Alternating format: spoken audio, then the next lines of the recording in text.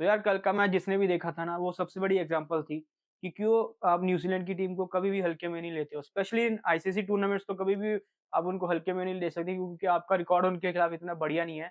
वो तो पिछले साल आपने चैंपियंस ट्रॉफी का फाइनल हराया, उससे पहले वर्ल्ड कप का सेमीफाइनल हराया था, तब आप थोड़ा-सा रिकॉर्ड आप उनके आगे से बढ़िया होता। नहीं तो वैसे वो हमेशा आईसीसी टूर्नामेंट से हमें डोमिनेट ही करते थे। और कल भी वो बहुत बड़ी एग्ज़ाम्पल थी भाई, कि जैसी उनकी टीम थी, जैसी उनकी बॉलिंग थी, बहुत इनएक्सपीरियंस बॉलिंग थी। पूरी की पूरी टीम ही उनकी इनएक्सपीरियंस थी। उनके मेन प्लेयर नहीं है, विलियमसन हो, लेथम हो, अपना सचिन रवींद्र हो, मिचेल सेंटनर हो, मैट हेनरी हो, लोकी फर्गुसन हो, उनके मेन प्लेयर्स तो अवेलेबल नहीं थे। आप अगर बोल रहे हो कि भाई हमारा हार्दिक नहीं था, बुमराह नहीं था, अक्षर पटेल नहीं था, वरुण को भी आप देख सकते हो। वैसे तो वरुण इतना भी खेलता नहीं, कुलदीप को आप प्रेफर करते हो वनडे में। लेकिन यार आप देखो न्यूजीलैंड की बॉलिंग लाइनअप, वो तो बहुत ही ज़्यादा इनएक्सपीरियंस थी, लेकिन उन्होंने कितना बढ़िया परफ़ॉर्म किया।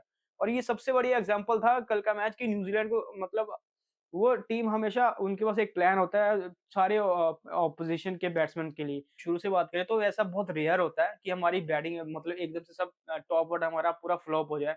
बहुत ही रेयर मैचेज़ होते हैं कि हमारा टॉप ऑर्डर पूरा फ्लॉप हो जाता है। और अगर ज़्यादातर ये मैचेज़ तो हमें सेमीफ़ाइनल और फाइनल में ही देखने को मिलते हैं। बाकी अगर कल के मैच की बात करें तो आपका टॉप ऑर्डर पूरा फेल हो गया, बट केएल राहुल ने बहुत बढ़िया परफ़ॉर्म किया है। और सोशल मीडिया सारी बात भी चल रही थी कि भाई जैसे रोहित का डिसमिसल हुआ है, गिल का हुआ है, विराट कोहली का हुआ है, तो वो रिज़ेम्बल करता है अपना फाइनल का जो 19 नवंबर को हुआ था। तो और हुआ भी तो वो गुजरात में था। बाकी केएल राहुल ने वहाँ से थोड़ा-सा इम्प्रूव किया भाई, जो 2.0 केएल राहुल आया बन के, जो उसने चैंपियन ट्रॉफी में भी दिखाया था, जब थोड़ा-सा प्रेशर लगा था, उसने आके अटैक किया, बिल्कुल मतलब दब के नहीं खेला जो फाइनल में खेला था। तो कल भी केएल ने बहुत बढ़िया परफॉर्म किया। उसने सेंचुरी मारी और 100% प्लस स्ट्राइक रेट के साथ उसने सेंचुरी मारी, तो बहुत बढ़िया परफॉर्म किया और अपने टैलेंट को जस्टिफाई किया। उसके प्राइम ईयर्स तो निकल चुके हैं, पर अब उम्मीद करते हैं जितना भी उसका करियर बचा है उसमें बहुत बढ़िया परफॉर्म करे, और ऐसे ही मतलब फियरलेस होके खेले, इतना दब के खेलने की जरूरत नहीं। उसके पास सारी गेम है, सिंगल डबल भी ले सकता है, और जब चाहे उसका मन करे बॉलर्स को अटैक भी कर सकता है, तो उसने वही करके दिखाया। तो बढ़िया इनिंग खेली केएल उन्होंने। बाकी यार बात रही जहाँ तक कि जडेजा की, तो मेरे को तो यार जडेजा का सिलेक्शन में पता नहीं लग रहा है। या तो अब जैसे अपने बुमराह को रेस्ट दिया, हार्दिक को रेस्ट दिया, वरुण को रेस्ट दिया कि टी20 वर्ल्ड कप अब महीना भी नहीं रह गया है, तो इसलिए आप अक्षर पटेल को भी रेस्ट दे रहे हो कि आपके जो मेन पूरी बॉलिंग बॉलिंग लाइनअप है, वो मतलब उसको अपने वर्ल्ड कप के लिए फिट रहे, तो अब ठीक है, अब आप जडेजा को दे रहे हो, पर जडेजा को क्या आप 2027 का वर्ल्ड कप देख रहे हो, वो मेरे को थोड़ा-सा मुश्किल लगता है। बाकी क्योंकि आपको जिसको देखना चाहिए 2027 के वर्ल्ड कप के लिए, जिसको आपको ग्रूम करना चाहिए, उसको तो आप बेंच पे रखा हुआ है, अर्शदीप को। आपने पता नहीं अर्शदीप को बेंच पे क्यों रखा है, आप उसको खिलाते नहीं हो। प्रसिद्ध कृष्णा उसके ऊपर खेला। हर्षित का मैं मानता हूँ कि उस बंदे ने बहुत बढ़िया परफ़ॉर्म किया। जितनी भी उसकी ट्रोलिंग हो रही थी भाई, वो टी20 में मैं भी उसके अगेंस्ट था कि भाई टी20 में वो अर्शदीप के पहले नहीं खेलेगा। अर्शदीप को पहले मौका बनता है टी20 में खेलने का, लेकिन जहाँ वनडे की बात आती है, उसकी बढ़िया, वो 8 पे आपकी बैटिंग भी कर सकता है, और उस बंदे ने प्रूव भी किया भाई परफ़ॉर्मेंस के साथ। पर अर्शदीप का बाहर बैठना यार, वो तो कैसे भी आप जस्टिफ़ाई नहीं कर सकते हो।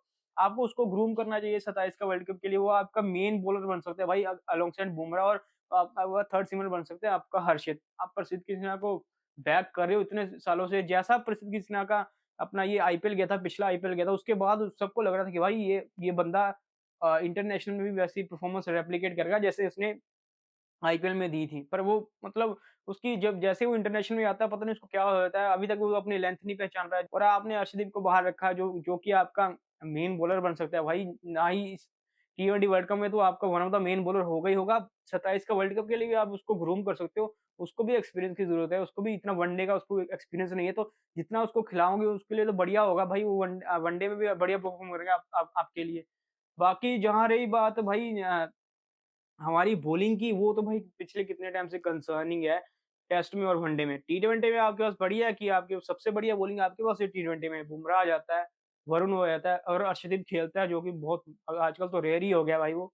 और अपना हार्दिक आ जाता है, अक्षर आ जाता है, और शिवम दुबे ने बहुत बढ़िया परफ़ॉर्म किया है। तो एज़ ए होल यूनिट बहुत बढ़िया परफ़ॉर्म करते हैं टी20 में। टी20 में आपके बैड डेज़ बहुत कम आता है, रेयर ही आता है।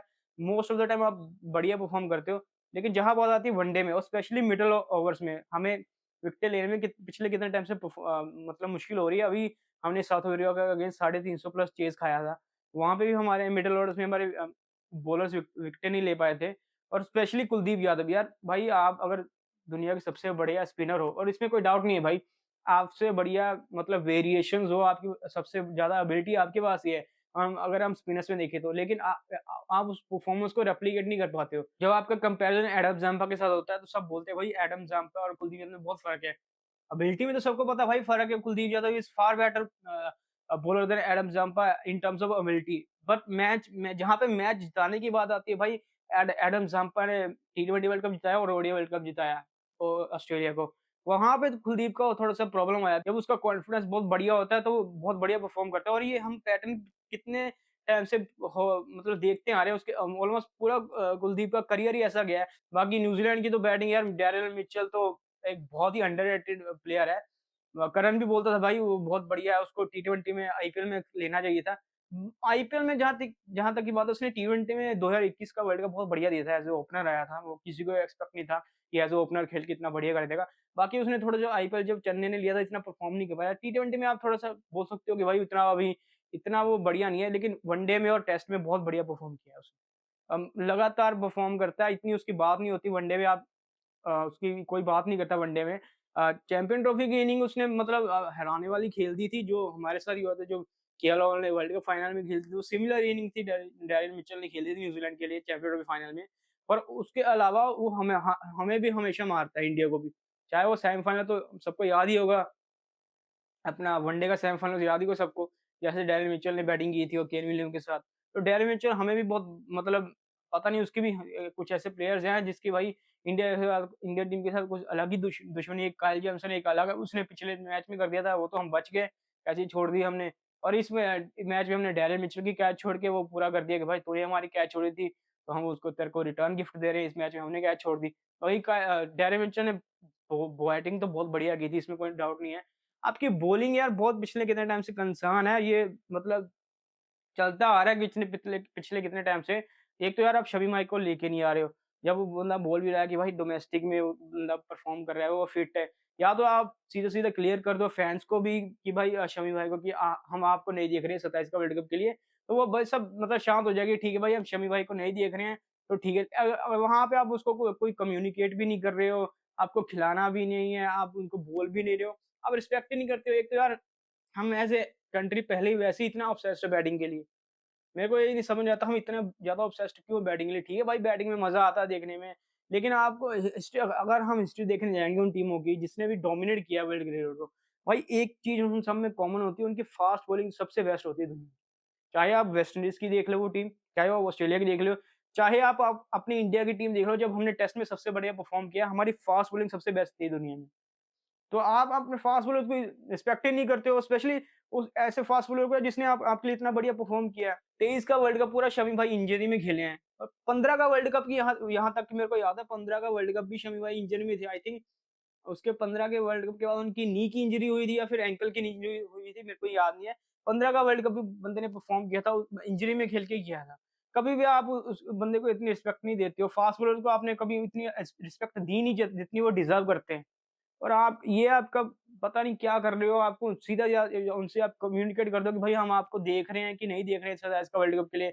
वो उनको भी पता लग जाए और फैन्स को भी ये पता लग जाए कि भाई शमी भाई खेलेंगे कि नहीं खेलेंगे। ये आपने बीच मझधार में छोड़ा हुआ है कि भाई मतलब हम कोई कम्युनिकेट भी नहीं कर रहा है और सबको मतलब कुछ किसी को कुछ समझ ही नहीं आ रहा है भाई।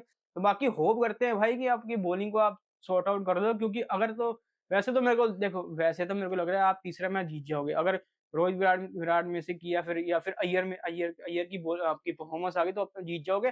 बैटिंग में आपको इतना प्रॉब्लम नहीं है, बैटिंग में आप देखो जडेजा की जगह आप अक्षर आ जाएगा, नीतीश रेड्डी की जगह हार्दिक आ जाएगा, तो ये आपकी बैटिंग ऑलमोस्ट बहुत बढ़िया हो जाएगी। बैटिंग में मेरे को इतना कंसर्न नहीं है।